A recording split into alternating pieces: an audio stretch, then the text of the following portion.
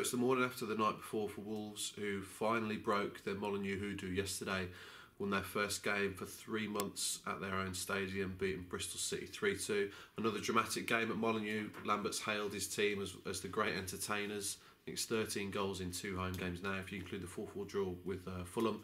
And Wolves won consecutive matches for just the second time this season. They're up to 15th in the table, 8 points clear of relegation, 9 behind the playoffs, so they're firmly in mid-table now.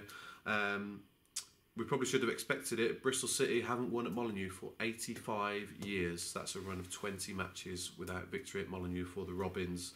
But yeah, we've got plenty of reaction on the website today.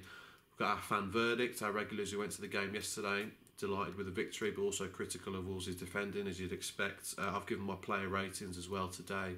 And just to line on a few players who are out of the team at the moment, which is plenty, since as Wolves have got such a massive squad. There were quite a few warming up at Molineux yesterday, quite a few in attendance, who were doing a warm-up about 1:30 before kick-off. They're all injury-free, but just can't get their place in Wolves' match day 18 at the moment. Cameron Borthwick-Jackson was there, Prince Onyege, who's now returning to fitness, Paul Gladon, Jed Wallace, Mike Williamson, Lee Evans and João Teixeira were all out being put through their paces by Tony Daly yesterday. Be interesting to see what happens to a number of those in January, whether Paul Lambert wants them in his squad or not. And just a final word on Romain Saïss, he was left out yesterday.